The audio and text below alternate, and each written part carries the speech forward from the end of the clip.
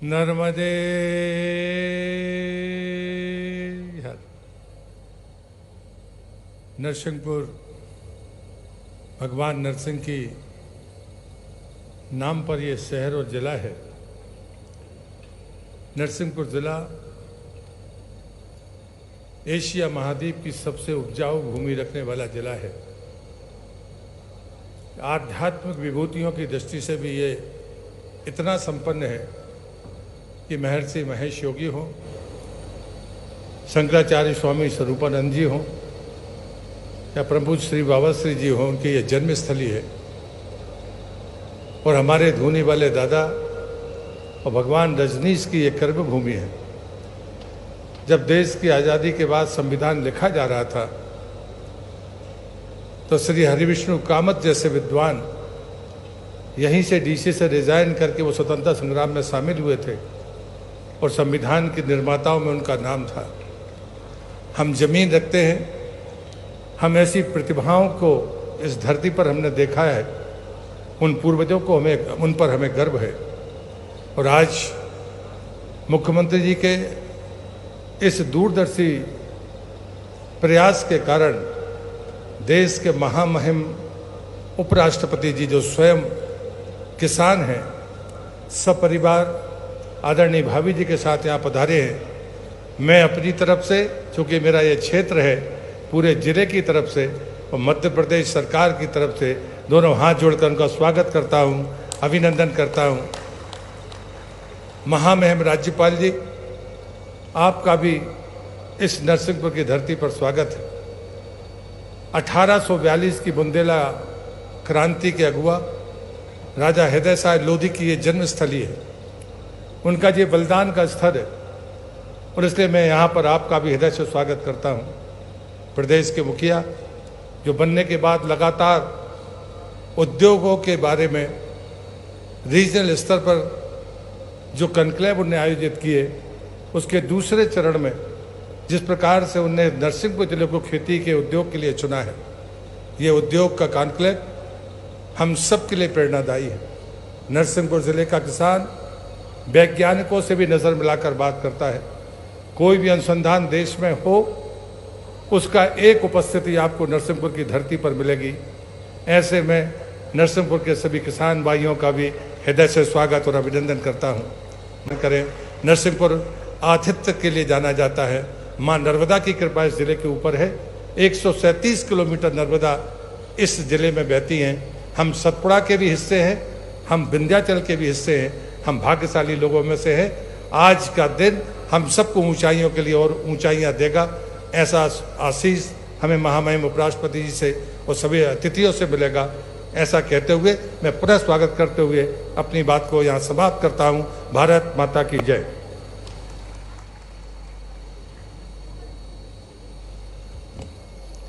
बहुत बहुत धन्यवाद माननीय पंचायती राज एवं ग्रामीण विकास मंत्री श्री प्रहलाद पटेल जी, स्वागत उद्बोधन के लिए। और इसी क्रम में आगे बढ़ते हुए मैं आग्रह करती हूँ माननीय उपराष्ट्रपति महोदय जी, माननीय राज्यपाल महोदय जी, माननीय मुख्यमंत्री जी से कि वे अब हमारे बीच कुछ किसान भाई होंगे, उनको सम्मान देने की कृपा करें। इसी क्रम में आमंत्रित करते हैं मंच पर श्री लक्ष्मण पटेल को, जो कि ग्राम रीछा से हैं। प्राकृतिक खेती 2019 से कर रहे हैं और जैविक खेती करके वे स्वयं के खेत पर बीजामृत, जीवामृत, घन जीवामृत, दशपर्णी अर्क, जैविक कीटनाशक आदि बनाकर उपयोग करके 5 एकड़ में पूर्णतः जैविक खेती कर रहे हैं। और इसी क्रम में आपको आज प्रमाण पत्र दिया जा रहा है। तालियों के साथ हम अभिनंदन करें श्री लक्ष्मण पटेल का, जिनका अनुपम प्रयास है जैविक खेती को बढ़ावा देने में।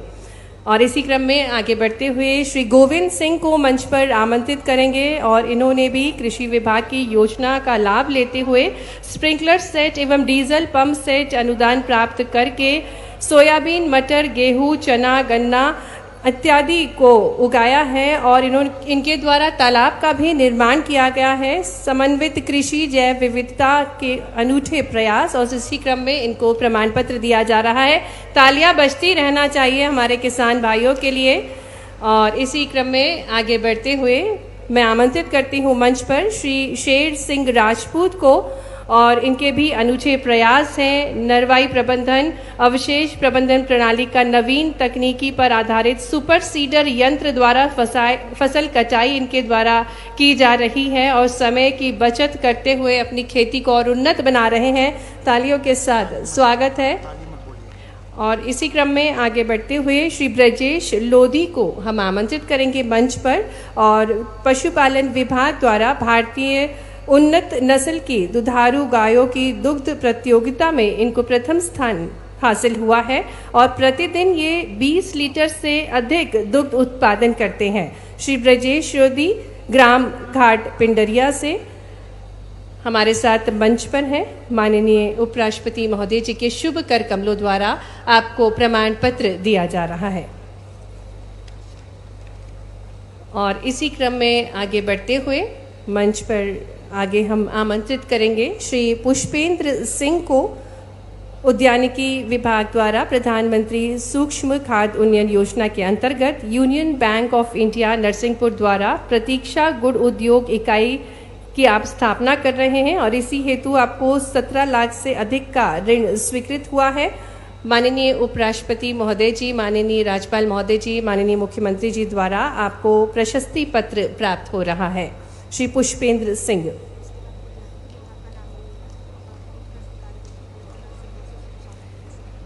और अब पीएमएफएमई योजना के अंतर्गत प्रधानमंत्री सूक्ष्म खाद्य प्रसंस्करण योजना के अंतर्गत जिले में प्रदेश के सर्वाधिक 279 प्रकरण स्वीकृत करवाए गए हैं और ये सराहनीय कदम नरसिंहपुर द्वारा किया गया है। मंच पर आमंत्रित करती हूँ कलेक्टर नरसिंहपुर और डिप्टी डायरेक्टर हॉर्टिकल्चर को और भारत सरकार की इस महत्वपूर्ण योजना पीएमएफई के सफल क्रियान्वयन हेतु नरसिंहपुर जिले को प्रशस्ति पत्र दिया जा रहा है। माननीय उपराष्ट्रपति महोदय जी, माननीय राज्यपाल महोदय जी, माननीय मुख्यमंत्री जी द्वारा कलेक्टर नरसिंहपुर को बहुत बहुत धन्यवाद। माननीय उपराष्ट्रपति महोदय जी, सम्माननीय अतिथिगण। और कार्यक्रम में आगे बढ़ते हुए हम अब पुनः आग्रह करने जा रहे हैं माननीय उपराष्ट्रपति महोदय जी, माननीय राज्यपाल महोदय जी, माननीय मुख्यमंत्री जी से कि वे रिमोट का बटन दबाकर विभिन्न सौगातें भेंट स्वरूप देंगे। इसी क्रम में हम आग्रह करते हैं माननीय भारत के उपराष्ट्रपति महोदय जी, माननीय राज्यपाल महोदय जी, माननीय मुख्यमंत्री जी से कि एक क्लिक के माध्यम से 116 करोड़ की लागत से नरसिंहपुर जिले के और गौरव भी है भगवान नरसिंह की नाम पर ये नगरी जिसकी आज आभा छटा एक अलग प्रकार से मां नर्मदा के आशीर्वाद से निकल के आई है। बोले नरसिंह महाराज की, नर्मदा महारानी की। सच्चे अर्थों में माननीय महामहिम, ये हमारा पूरा प्रदेश यशस्वी परमात्मा की दया से, बाबा महाकाल की कृपा से शस्य श्यामला है। कृषि के अलग अलग सभी सेक्टर में पूरे प्रदेश की अलग पहचान है, लेकिन पूरा प्रदेश एक तरफ और नरसिंहपुर एक तरफ है, इसका आनंद ही अलग है। यहाँ की तुअर दाल, यहाँ की प्राकृतिक खेती, यहाँ के उन्नत किसान मध्य प्रदेश में नहीं पूरे देश में अपनी अलग पहचान बना करके अलग से जाने जाते हैं। मां नर्मदा की विशेष कृपा है इस स्थान पर। यहां उच्च गुणवत्ता की सभी प्रकार की फसलों के लिए हम एक लाइन से अगर बात करें, महामहिम, हमने सरकार बनने के बाद कई सारे सेक्टर में काम किया है। यशस्वी प्रधानमंत्री के आशीर्वाद से मध्य प्रदेश वो धरती है। वैसे तो कहा जाता है कि मध्य प्रदेश नदियों का मायका है। जितनी नदियां मध्य प्रदेश में हैं मुझे नहीं मालूम, लेकिन 247 नदियों की तो जानकारी है जिनका उद्गम मध्य प्रदेश से है। इस नाते से कह सकते हैं कि सर्वाधिक नदियों का अगर उद्गम कहीं है तो वो मध्य प्रदेश की धरती पर है। ये हमारे लिए सौभाग्य की बात। और खास बात, हमारे यहाँ कोई ग्लेशियर नहीं है, कोई बर्फ का या कोई बड़ा इस प्रकार का उद्गम के साथ कोई स्थान नहीं है, लेकिन प्राकृतिक सौंदर्य और परमात्मा का आशीर्वाद, यहाँ के घने जंगल, यहाँ की चट्टानों का सौंदर्य, सतपुड़ा, विंध्याचल, इनकी अपनी विशेष कृपा के कारण से हर नदी के आधार पर न केवल मध्य प्रदेश बल्कि आसपास के कई राज्य, जैसे मां नर्मदा का आशीर्वाद हमारे साथ साथ बाद में गुजरात और राजस्थान को भी आशीर्वाद मिलता है। ये हमारे लिए सौभाग्य की बात है। नर्मदे महारानी का आशीर्वाद मिलने के कारण यशस्वी प्रधानमंत्री के नेतृत्व में हमारा पूरा महाकौशल, पूरा मालवा और निमाड़ का भी कई हिस्सा अपने सभी खेतों के लिए न केवल जलराशि उपलब्ध करा रहा है बल्कि पीने का पानी भी और उद्योग धंधे के लिए भी। बदलते दौर में मध्य प्रदेश की जो आर्थिक समृद्धि आई है उसमें समृद्धि में सबसे बड़ा आशीर्वाद मां नर्मदा जी का है। हमें इस बात का गर्व है। एक फसल, दो फसल, अब तो 3 फसल। अभी भी सारी दूर कहीं और किसी राज्य में जाओ तो गर्मी के समय खेत खाली मिलेंगे, लेकिन खेत की हरियाली अगर कहीं मिलेगी तो मां नर्मदा के आशीर्वाद से मिलेगी। अब इससे आगे बढ़ते हुए स्वर्गीय भारत रत्न अटल बिहारी वाजपेयी जी के लिए जोरदार अभिनंदन करो। भारत रत्न अटल बिहारी वाजपेयी अमर रहे। उनकी ये 100वीं जन्म शताब्दी चल रही है। उनने एक सपना देखा था केन बेतवा नदी का।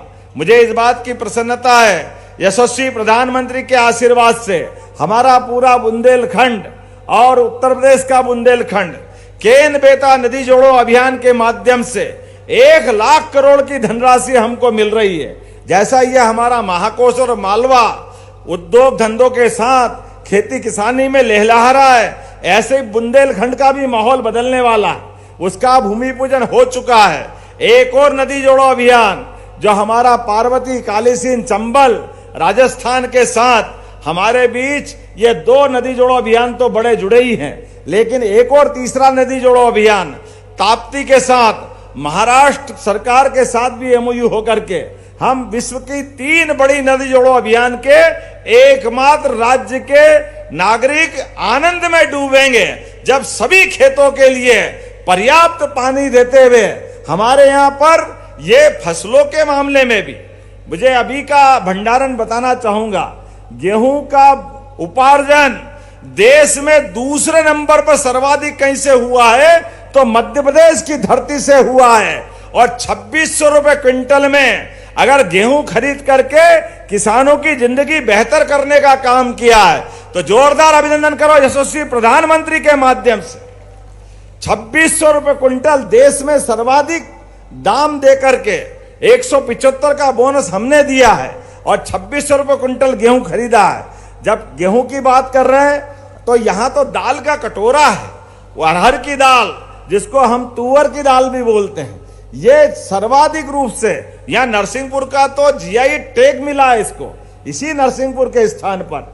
लेकिन अब धीरे धीरे कर कर हमने कहा कि जब हमारे उद्योग धंधे के लिए अलग प्रकार से देश में लगभग 30 लाख करोड़ का निवेश मध्य प्रदेश को मिला है, 22 लाख के आसपास लोगों को रोजगार मिलेगा। लेकिन सच्चे अर्थों में खेती किसानी की और समृद्धि होना चाहिए, किसानों की जिंदगी और बढ़िया होना चाहिए। खेतों में फसल लगाए तो उनका उत्पादन और बढ़ना चाहिए। एक एक फसल का दाम और एक एक फसल की क्वालिटी बेहतर से बेहतर हो जाए, सरकार इसलिए लगातार अभियान चला रही है। यशस्वी प्रधानमंत्री श्रीमान नरेंद्र मोदी जी के लिए जोरदार अभिनंदन करें। नरेंद्र मोदी जी के लिए जिनके आशीर्वाद से महिला, किसान, युवा, गरीब सब वर्ग के कल्याण के लिए हम काम कर रहे हैं। आज आपका आशीर्वाद किसानों को मिला है। आज से 5 दिन बाद मध्य प्रदेश की धरती पर दुनिया के सबसे बड़े लोकतंत्र के सबसे बड़े नेता फिर मध्य प्रदेश आ रहे हैं। भोपाल में महिला शक्ति को आशीर्वाद देते हुए बहनों की सशक्तिकरण की हमारी उस संकल्प की यात्रा के माध्यम से आशीर्वाद देकर के वो हमारी सरकार के माध्यम से मैं केवल बताना चाहूंगा, आंकड़े गवाह इस बात के कि हमारे इस प्रदेश के अंदर जहां एक तरफ 2002-03 तक प्रति व्यक्ति आय केवल 11,000 थी, 2002-03 तक 1956 में मध्य प्रदेश बना है, लेकिन आज 2025 में 2003 से चलकर 25 में 1,52,000 रुपया प्रति व्यक्ति आमदनी हुई है। यह हमारे मध्य प्रदेश के अंदर विकास हुआ है। जब ताली बजाना तो ऐसा लगना चाहिए कि हमारे महाकौशल के लोग बैठे हैं। और एक के बाद एक हमारी सरकार भी इतने प्रकार से काम कर रही है कि हमने प्रति हार्स पावर, वैसे तो 5 हार्स पावर के ऊपर 53,000 की सब्सिडी हमको देना पड़ती है और 7,500 रुपया हम किसानोन से लेते हैं 1 साल बिजली देने के लिए। लेकिन महामहिम आपको बताना चाहेंगे, अब हमने निर्णय किया है सोलर पंप 25% के 10% किसान से लेंगे और 90% सरकार अनुदान देगी। तो इसका मतलब आने वाले समय में बिजली के बिल से छुट्टी, किसान अपनी जितनी चाहे फसल करे, उनके जीवन की बेहतरी के लिए काम कर रहे हैं। हमारे लगभग 32 लाख किसानों को सोलर पंप देने की हमने योजना लागू कर दी है। क्रमशः धीरे धीरे 5 horse power, 10 horse power, 2 horse power, 3 horse power सभी के लिए ये सोलर पंप देते हुए हम इनकी जिंदगी बेहतर करने के लिए जा रहे हैं। आज यहाँ जो प्रदर्शनी लगी है, उन प्रदर्शनी के माध्यम से भी एक से बढ़कर एक कृषि यंत्र, जिनके माध्यम से इनकी खेती की वास्तव में आय भी बढ़ेगी, फसल का उत्पादन भी बढ़ेगा। और हमने तय किया है कि अभी हम फसल उत्पादन में तो बहुत आगे हैं, लेकिन कृषि आधारित फूड प्रोसेसिंग अभी हमारे यहाँ थोड़ी कम है। इसी को बढ़ाने के लिए अब ये जो कृषि आधारित मेले हम लगा रहे हैं, अभी हमने दिवाली के मेले देखे, दशहरे के मेले देखे, नवरात्रि का भी आनंद देखा, लेकिन सच्चे अर्थों में किसान की जिंदगी को बेहतर बनाने के लिए ये किसान मेले चालू किए हमने। किसान मेले जिससे हमारे किसानों की जिंदगी बेहतर हो जाए, उसी के सिलसिले में अलग अलग प्रकार के यंत्रों की आज कल परसों 3 दिन तक ये प्रदर्शनी लगेगी और हमारे किसानों को सब्सिडी के माध्यम से जितने जो यंत्र आप चाहोगे हमारी सरकार आपको देने के लिए तैयार है, क्योंकि किसानों की जिंदगी बदलने के लिए हमारी सरकार ने निर्णय किया है। आज के अवसर पर जब यहां से निकलेंगे तो केवल खेती किसानी नहीं, यहां मछली उत्पादन, दूध उत्पादन, फल उत्पादन, सब्जियों के लिए सभी प्रकार के रोजगार के संसाधनों के साथ एक एक करके सभी प्रकार के, जब मैं आज यहाँ आपसे बात कर रहा हूं तो यहां पर ही फूड प्रोसेसिंग के माध्यम से, वैसे तो अकेले नरसिंहपुर में 102 हेक्टेयर में हमारा नया इंडस्ट्रियल पार्क विकसित किया जा रहा है। जोरदार अभिनंदन करें, एक नया कृषि आधारित उद्योग का पूरा सेक्टर।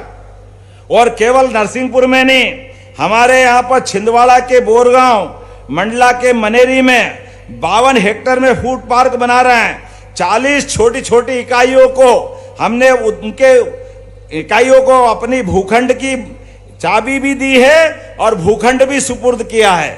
23 इकाइयां स्थापित हो चुकी है। 133 करोड़ का निवेश किया गया है। आज यहां पर जब ये अपना मेला लगेगा तो लगभग 1300 करोड़ से ज्यादा के हमारे उद्योग के नए संकल्प पूरे हो करके बहुत जल्दी वो आकार साकार लेंगे। मैं जब आपसे बात कर रहा हूं महामहिम, तो हमारे लिए कृषि परंपरागत नहीं, नई तकनीक से, नवाचार के माध्यम से किसानों की जिंदगी बेहतर करने के लिए जब हम आगे बढ़ रहे हैं, और सोलर पंप मिलने में अगर देरी है तो परमानेंट बिजली कनेक्शन लेना है, तो पूरे देश में एकमात्र राज्य है मध्य प्रदेश जो केवल किसान को 5 हार्स पावर का कनेक्शन का पैसा 5 रुपए में उसको किसान का परमानेंट बिजली का कनेक्शन देने के लिए सरकार आगे बढ़ रही है। हमारे किसानों के लिए आज हमने और बहुत सारी योजना बनाई है, लेकिन आज तो आपको सुनने का दिन है। हमारे किसानों के लिए बंटवारा, नामांतरण, रजिस्ट्री, ये कुछ भी कराए, उसके बाद पटवारी और तहसीलदार चक्कर लगाते थे। हमने साइबर तहसील के माध्यम से आपका इधर आप बंटवारा कराएंगे रजिस्टर ऑफिस में, और उधर वो अपने आप उसका नाम चढ़ जाएगा। जोरदार अभिनंदन करें नई तकनीक के माध्यम से। पटवारी के यहां जाने की झंझट ही नहीं। एयर एम्बुलेंस, हेलीकॉप्टर एम्बुलेंस हमने प्रारंभ की है। कोई घायल हो जाए, सड़क पे मिले तो राहगीर योजना के माध्यम से अब उसको हॉस्पिटल पहुंचाएंगे तो 25,000 रुपया पहुंचाने वालों को हमारी सरकार के द्वारा दिया जाएगा। गरीब आदमी है, घायल है, ये तो मानवता होना चाहिए, उसकी चिंता करने का काम हम कर रहे हैं। और ज्यादा घायल है उसको नरसिंहपुर की बजाय जबलपुर पहुंचाना है, बंबई दिल्ली पहुंचाना है, तो केवल आयुष्मान कार्ड बनाए तो उसको हेलीकॉप्टर से उठा करके एयर एम्बुलेंस से पहुंचाने की व्यवस्था भी हमारी सरकार के माध्यम से की गई है। हेलीकॉप्टर का सवाल नहीं है, सवाल गरीब आदमी की जिंदगी बचाने का है। जहां हवाई अड्डा है वहां हवाई जहाज भेजेंगे, जहां हवाई अड्डा नहीं है हेलीकॉप्टर भेजेंगे। लेकिन गरीब से गरीब आदमी की, किसान व्यक्ति की आजकल के जमाने में जिस प्रकार से चिंता होना चाहिए, यशस्वी प्रधानमंत्री के नेतृत्व में लगातार ऐसे कई संकल्प हैं। दूध उत्पादन के लिए अभी आपने एक सज्जन को पुरस्कार दिया है। हमने निर्णय लिया है कि अब नई गौशाला खोलते हुए दूध उत्पादन के माध्यम से भी जो 25 गाय से ज्यादा लेकर के अपनी डेयरी स्थापित करेगा उसको 25% का अनुदान हमारी सरकार के द्वारा दिया जाएगा। और केवल गाय नहीं, भैंस भी पालना चाहे, अभी दूध उत्पादन में हमारे प्रदेश का देश के अंदर कंट्रीब्यूशन 9% का है। हम इसको धीरे धीरे बढ़ा करके 20% तक ले जाने वाले हैं। जिनके घर गाय वो गोपाल, जिनके घर गाय का कुल वो घर घर गोकुल। तो गोकुल वृंदावन बनना चाहिए कि नहीं बनना चाहिए? बोलो गोपाल कृष्ण भगवान की। एक एक करके ऐसे बहुत सारे काम हैं, लेकिन आज तो आपके बीच हम अपने पलक पावड़े बिछा करके आपका अभिनंदन कर रहे हैं, आपका स्वागत कर रहे हैं। और ये कृषि उन्नति के दृष्टि से एक तरह से मेले का संयोजन किया। सारे किसान भाइयों से निवेदन है, अलग अलग प्रदेश के सभी सेक्टर में, पहले हमने मालवा में मंदसौर में मेला लगाया, वो पूरे मालवा के लिए था। अब ये महाकौशल का है, नरसिंहपुर, जबलपुर, मंडला, डिंडोरी, इस पूरे बेल्ट के लिए। इसके बाद जुलाई में सतना में किसान मेला लगाने वाले हैं, बाद में चंबल में, मुरैना में मेला लगाने वाले हैं। एक एक करते करते और आखिरी में प्रदेश स्तर का मेला 12, 13, 14 अक्टूबर को भोपाल के पास सीहोर में लगाएंगे। अर्थात किसान के लिए केवल एक दिन की बात नहीं रहेगी, लगातार ऐसे विकास के हमारे कीर्तिमान बनेंगे, लगातार किसानों को प्रोत्साहित करते रहेंगे। मैं आज के इस अवसर पर और अधिक न बोलते हुए पुनः आपका मध्य प्रदेश की धरती पे स्वागत करता हूं, अभिनंदन करता हूं। महामहिम, आप जब भी आते हैं आनंद से मन भर जाता है, आपका आशीर्वाद ऐसा मिलता है और कितना अच्छा लगता है जब आप राज्यसभा में भी सभापति की तालिका से किसान की बात करते हैं, किसान के हित की बात करते हैं, तो ऐसा लगता है रोम रोम में रोमांच आ जाता है। एक किसान का बेटा बैठता है और क्या धाकड़ तरीके से अपनी न केवल वहां का सदन चलाता है बल्कि सदन की मर्यादा का भी ध्यान रखता है। आपका मैं पुनः एक बार फिर वंदन करता हूं, अभिनंदन करता हूं इस भावना के साथ कि आज के बाद में भी लगातार आपका आशीर्वाद इसी प्रकार से मिलता रहेगा। बोला मिलता रहेगा कि नहीं मिलता रहेगा? जोरदार अभिनंदन करो महामहिम का। भारत माता की, भारत माता की, भारत माता की जय। नरसिंह जी महाराज।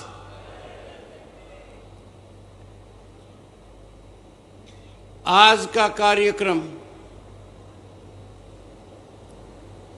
बहुत महत्वपूर्ण है और मैं विभूत हूं। मेरे सामने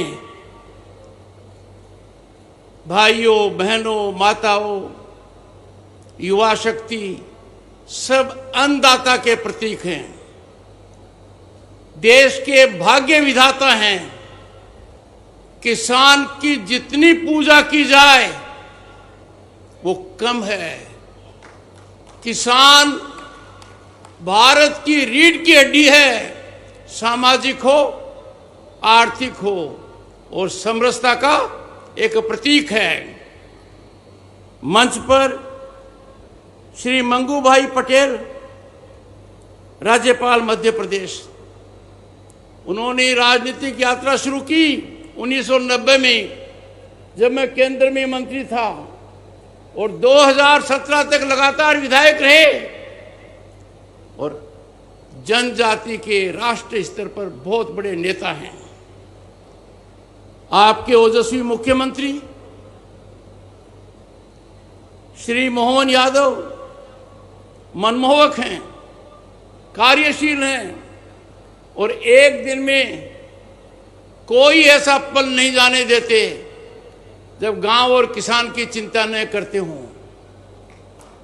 इनके नेतृत्व में मध्य प्रदेश सबसे बड़ी छलांग लगाएगा, ये मैं मेरे सामने देख रहा हूं, क्योंकि आज की जो पहल है कृषि को उद्योग से जोड़ने की, दोनों का मिलन कराने की, ये बहुत बड़ी सोच है। इसकी शुरुआत आपने की है, आप साधुवाद के पात्र हैं। श्री प्रहलाद पटेल जी, इनका राजनीतिक जीवन मेरे साथ शुरू हुआ जब 1989 में आप सबसे युवा सांसद बने और तब मैं केंद्र में मंत्री था। लगातार 5 बार लोकसभा के सदस्य रहे और यही ख्याति प्राप्त है। राव उदय प्रताप जी के साथ भी 5 का अंक जुड़ा हुआ है। 3 बार लोकसभा, 2 बार विधायक। श्री एडल सिंह कंसारा जी भी कम नहीं हैं, आप भी 5 के आंकड़े में हैं। श्री गोविंद सिंह राजपूत युवा शक्ति के प्रतीक हैं। श्री फगन खुलेस्ते जी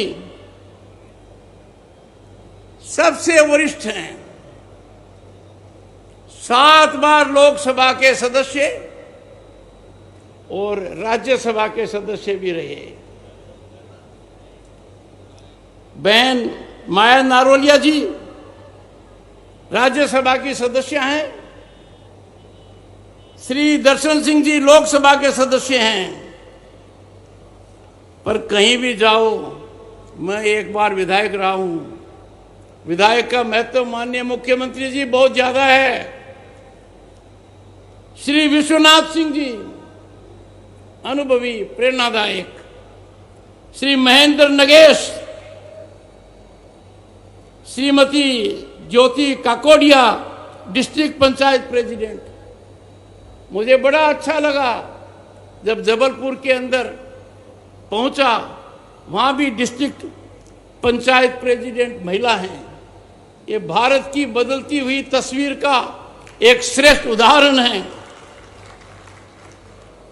श्री राम स्नेही पाठक, नाम ये कितना बढ़िया है, राम का नाम फिर राम स्नेही। उपस्थित महानुभाव, एक बार फिर से मैं मेरे किसान भाइयों को, माताओं को, बहनों को, युवा शक्ति को प्रणाम करता हूं, नमन करता हूं। मेरा इस क्षेत्र से लगाव माननीय मुख्यमंत्री जी उदय प्रताप जी की वजह से बहुत पुराना है। इसकी शुरुआत 2004 के आसपास हुई। मेरे मामा की पोती, जिसका नाम सोनाली है, और जब ससुराल देखते हैं लड़की के लिए तो आदमी ठोक बजाकर देखता है। हमने ठोक बजाकर देखा और ये इलाका पसंद आ गया और उनकी शादी परसून डोरेलिया से कराई। उनके पिताजी स्वर्गीय के डोरेलिया जी से मुलाकात हुई। तो आदमी सबसे पहले ध्यान देता है कि बेटी कहां जा रही है। नरसिंहपुर को देखा। उसके बाद 2009 में उदय प्रताप जी सांसद बने और मुझे पृष्ठभूमि बताई। मैं विभूत हो गया। कि इसका लगाव राजस्थान से भी है, हमारे दिल और दिमाग से भी है, और 3 दशक पहले का है। तब मन में एक लालसा हुई कि किसानों के साथ यहां साक्षात्कार किया जाए। मुख्यमंत्री मोहन यादव जी साधुवाद के पात्र हैं 2 वजह से, खासतौर आज के लिए। मेरे जीवन के ये पल मैंने देखने को मिले हैं आपके सौजन्य से, और वो भी कार्यक्रम कैसा, देश में पहला कार्यक्रम कृषि उद्योग समागम 2025। मैं मानकर चलता हूं देश का हर प्रांत इसका अनुकरण करेगा। किसान से कृषि का लगाव बहुत होना चाहिए, यह मैं बात कह चुका हूं। मुख्यमंत्री जी सांस्कृतिक रूप से भी कृषि से जुड़ाव रखते हैं। अब माखन चोर बनने की तो आवश्यकता नहीं है, क्योंकि आपने डेयरी उद्योग को बहुत बढ़ावा दे दिया है। 29 मई से 12 जून तक भारत सरकार का कृषि मंत्रालय भी एक आयोजन कर रहा है, कृषि वैज्ञानिक आपके गांव अभियान। क्योंकि किसान अन्नदाता है, हमारा भाग्य विधाता है। पर एक तरीके से मुख्यमंत्री जी आपने एक नई पहल की है। मैं मानकर चलता हूं राष्ट्रीय स्तर पर इसको माना जाएगा। आज पूरा देश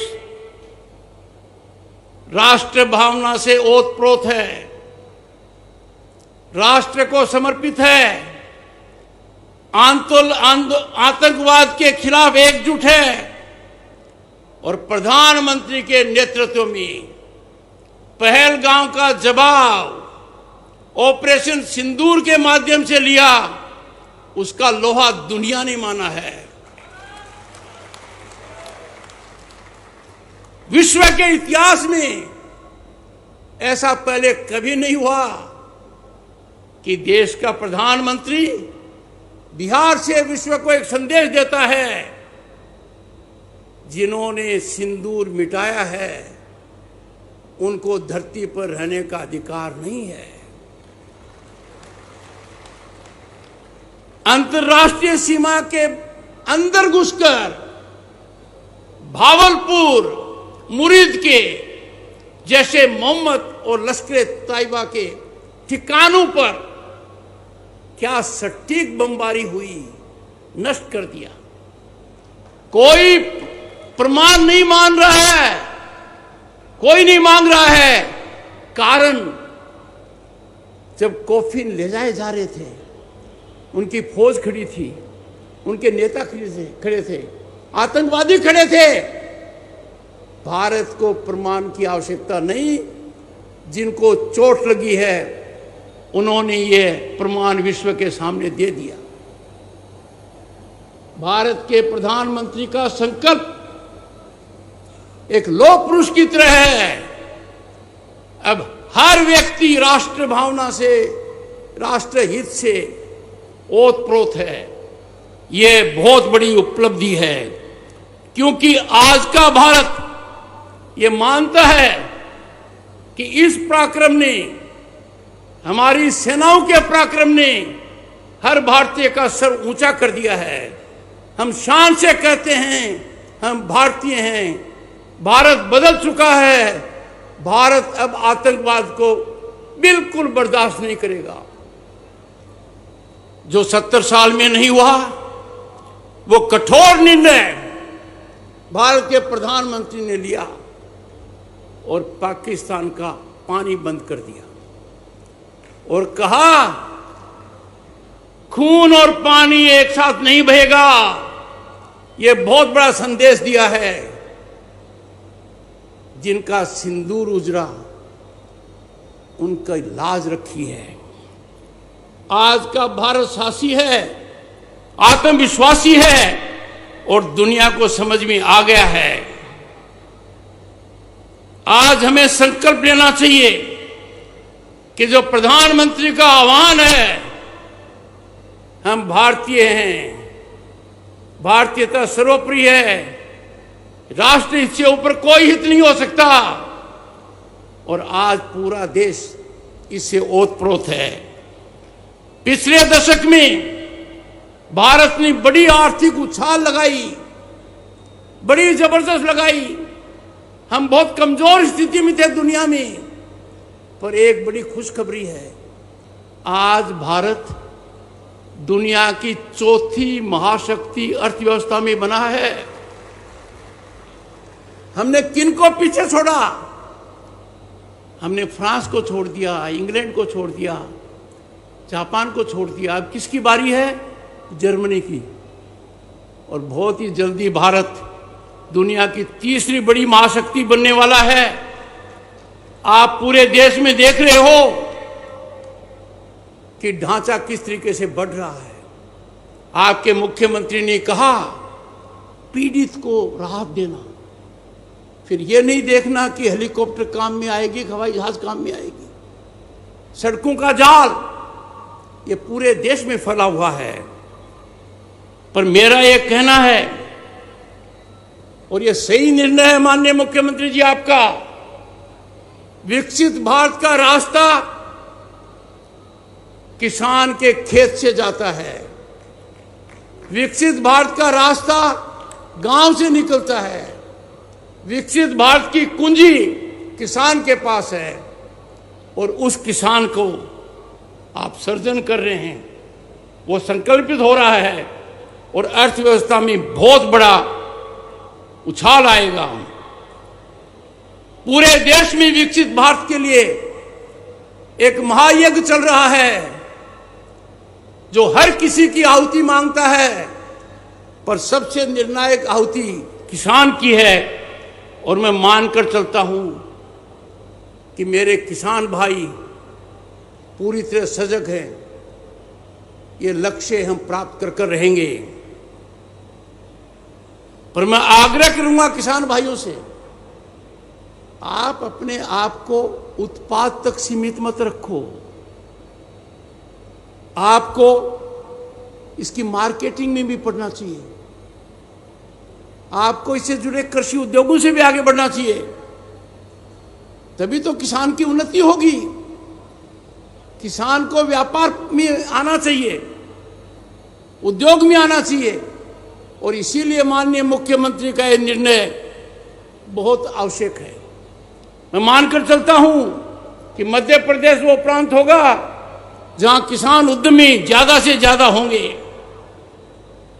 I have said on several occasions, farmers must emerge as entrepreneurs in agro sector. Our farmers must define entrepreneurship. I call them agripreneurs. We must have agripreneurs in millions who will engage with agro-produce marketing, agro-produce value addition, who will lead in dairying, in vegetables and fruits.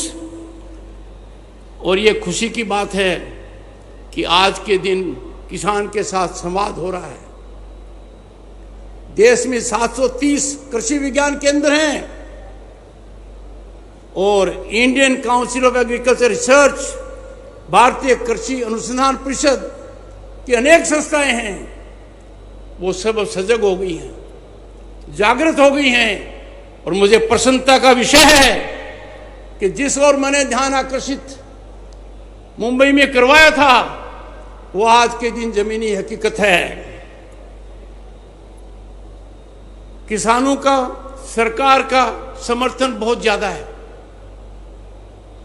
किसान को हर तरीके से सरकार मदद कर रही है। PM किसान निधि सम्मान सीधा किसान के खाते में जाता है, पर अब आवश्यकता है कि बाकी सहायता जो किसान को मिल रही है वो सीधी किसान के खाते में जाए, क्योंकि इससे किसान को बहुत बड़ा फायदा होगा। आज मैं मंच से ऐलान करना चाहता हूं सभी के लिए कि कृषि सिर्फ आर्थिक क्षेत्र नहीं है, कृषि का उद्योग से भारी लगाव है और माननीय मुख्यमंत्री ने यह पहल की है। हमारी आधी आबादी कृषि पर आधारित है। इसको देखकर मुझे बड़ा अच्छा लगा कि मैंने आज कृषि उद्योग समागम का उद्घाटन किया। मैं किसान भाइयों को सलाम करूंगा। आप अनाज ही नहीं उगाते, आप राष्ट्र की भूख मिटाते हैं। आप राष्ट्र को आत्मनिर्भर करने में सबसे बड़ी भूमिका निभाते हैं। अब देखिए, प्रधानमंत्री नरेंद्र मोदी ने एक पहल की, पीएम किसान निधि। अब तक 3,46,00,000 करोड़ रुपए 10 करोड़ किसानों के खाते में आ गए हैं। हर साल 3 बार यह रकम आती है। पर मुझे यह कहना है कि किसान की आमदनी में उत्थान आएगा जब हर सहायता किसान को सीधी मिलेगी। अमेरिका वो देश है जहां किसान परिवार की आय सामान्य परिवार की आय से ज्यादा है। इसका एक आधार है कि किसान को सीधी सरकारी सहायता मिलती है। हमारे यहां खाद को लेकर बहुत बड़ी सब्सिडी है, अन्य भी बहुत बड़ी सब्सिडी है, पर वो इनडायरेक्ट है। यदि अगर वो सब सीधी किसान को दी जाए तो मेरा आकलन है एक आधार पर कि हर किसान को हर साल कम से कम 35,000 रुपये मिलेंगे। मैं मानकर चलता हूं कि Indian council of agriculture research इस पर ध्यान देगी, इस पर पूरी तरह से एक टिप्पणी का कागज निकालेगी ताकि किसान को ज्यादा से ज्यादा फायदा हो पाए। जब खेत मुस्कुराता है, भारत आगे बढ़ता है। यह समागम है, यह एक शुरुआत है, पर मुझे बहुत अच्छा लगा कि जो कदम मुख्यमंत्री ने उठाए हैं, खास तौर से डेयरी के मामले में, पशुधन के मामले में, सब्जी के मामले में, फलों के मामले में, हमें तो विश्व का नेतृत्व करना चाहिए। वो दिन दूर नहीं है कि किसान के यहां सिर्फ दूध तक मामला सीमित नहीं रहेगा, दही तक नहीं रहेगा, छाछ तक नहीं रहेगा, आइसक्रीम तक नहीं रहेगा, रसगुल्ले तक नहीं रहेगा। ये चीज बनेंगे, नई तकनीकी आएगी। और मैं दावे के साथ कह सकता हूं कि भारत का किसान राष्ट्रभक्ति में कभी कमी नहीं करता। भारत का किसान सब कष्ट सहन कर कर विपरीत परिस्थितियों में कई बार वो इंद्र देवता की देरी से भी हो जाती है, किसान हिम्मत नहीं हारता। किसान को यदि अगर प्रेरित किया जाएगा कि किसान उद्योग में पड़े, किसान व्यापार में आए, तो देश की अर्थव्यवस्था और विकसित भारत का जो लक्ष्य है वो 2047 से पहले हासिल हो पाएगा। अंत में भाइयों और बहनों, आप मेरे प्रेरणा के स्रोत हैं। जिस इलाके से ये बात कह रहा हूं वो कृषि की दृष्टि से बहुत महत्वपूर्ण है। यहां पर तकनीकी का विकास बहुत हो सकता है और हो भी रहा है। यहां के लोगों ने, उद्यमियों ने काफी योगदान किया है। पर मैं ये कहूंगा कि कृषि और उद्योग का पूरा फायदा उठाइए। और ये तभी संभव है जब माननीय मुख्यमंत्री जी उद्योगों को भी कहिए वो कृषि उत्पाद से काम करते हैं, फैक्ट्रियां चलाते हैं। ये बहुत अच्छा रहेगा कि कृषि आधारित उद्योग, सांसद, विधायक और प्रमुख एनजीओ किसान गांव को गोद लें, उस गांव के काया पलट का संकल्प लें, उसमें एग्री एग्रीप्रेन्योर्स किसान उद्यमी का बढ़ावा दें। ये उनके लिए भी ठीक रहेगा, क्योंकि उनकी आर्थिक संपन्नता का आधार किसान है, तो किसान की उसमें भागीदारी स्वाभाविक है। अंत में मैं एक बार फिर कृषि उद्योग समागम 2025 के सभी आयोजकों को धन्यवाद देता हूं। उन्होंने ये विचार जमीनी हकीकत बनाया है।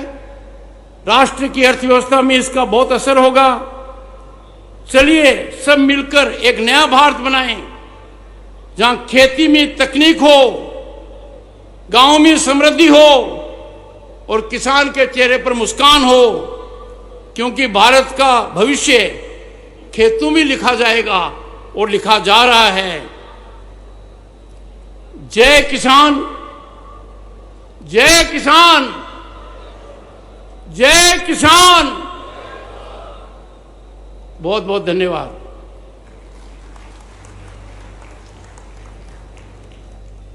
बहुत बहुत धन्यवाद आदरणीय हमारे भारत के माननीय उपराष्ट्रपति। आपने हम सभी को अपने आश्चर्य विचारों से अभिभूत किया। और अब मैं आग्रह करती हूँ हमारे मध्य प्रदेश के परिवहन एवं स्कूल शिक्षा मंत्री श्री राव उदय प्रताप सिंह जी से कि वे आभार प्रस्तुतिकरण देने की कृपा करें।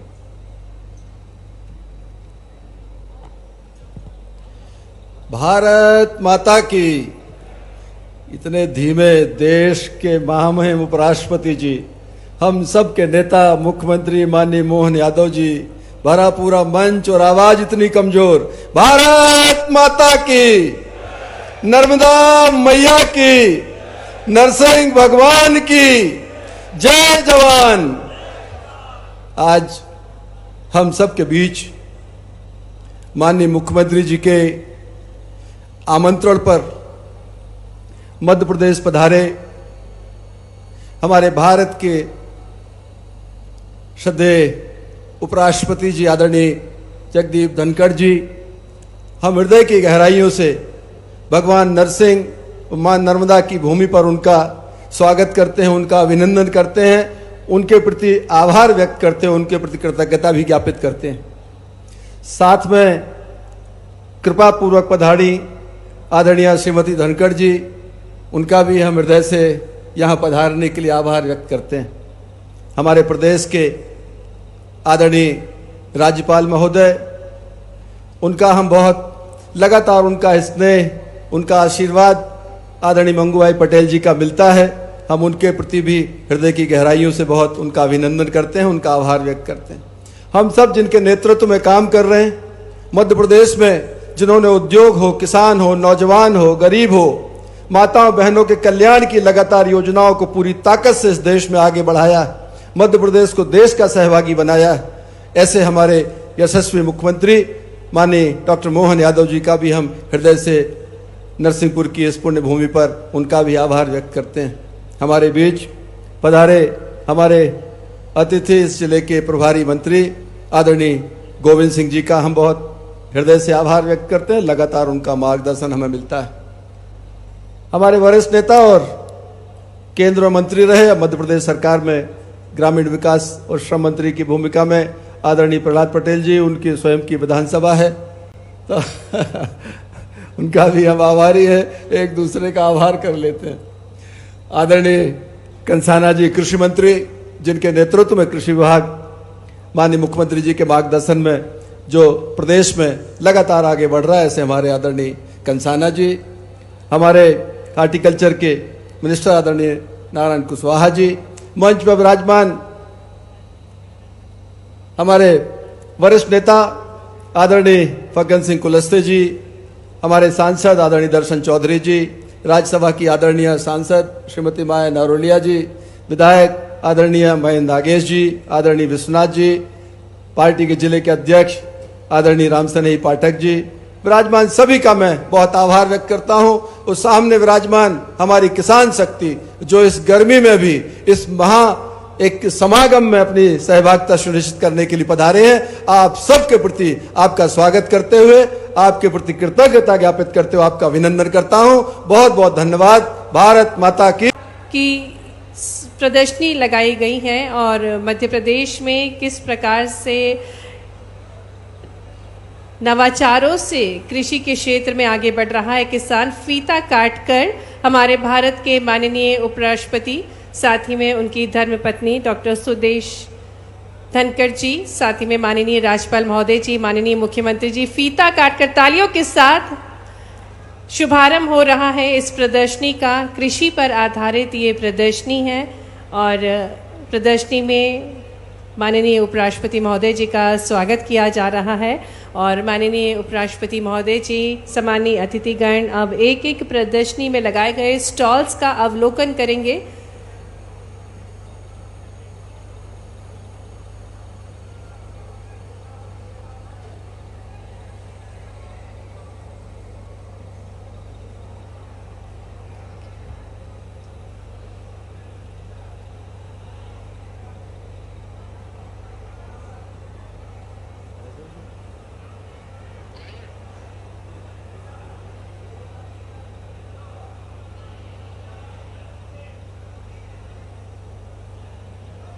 कृषि पर आधारित जो प्रदर्शनी है इसका अवलोकन किया जा रहा है हमारे भारत के माननीय उपराष्ट्रपति महोदय जी द्वारा, और किस प्रकार से प्राकृतिक खेती को अपनाकर फल सब्जियों को उगाया जाता है, साथ ही में कई सारे उत्पाद बनाए जाते हैं और इन्हीं सभी खाद्य उत्पादों का अवलोकन कर रहे हैं।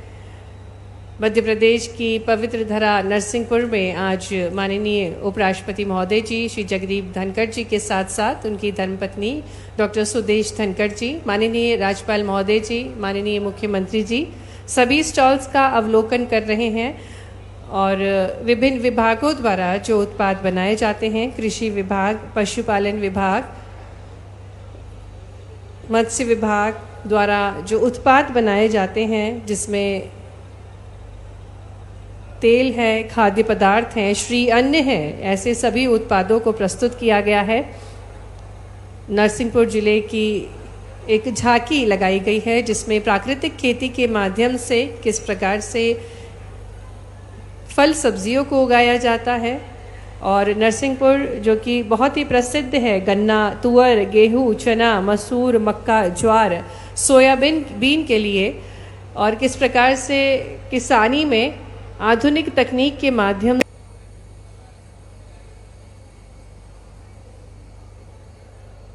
गौ संरक्षण के लिए दृढ़ संकल्पित है माननीय मुख्यमंत्री जी, और जिस प्रकार से उन्हें हमें बताया कि गौवंश का संरक्षण करने वाले हर एक व्यक्ति को गोपाल कहा जाता है, और इसी क्रम में हमारे भारत के माननीय उपराष्ट्रपति महोदय जी द्वारा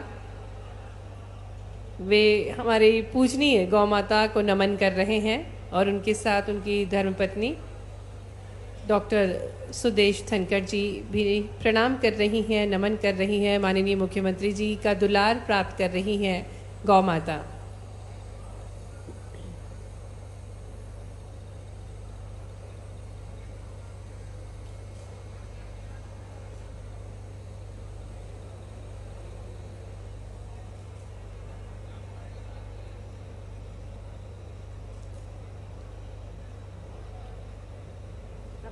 ये विभाग है, ये उनकी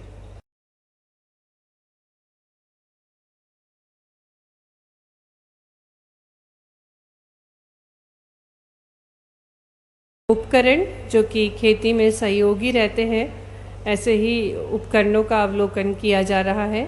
माननीय उपराष्ट्रपति महोदय जी, माननीय राज्यपाल महोदय जी, माननीय मुख्यमंत्री जी द्वारा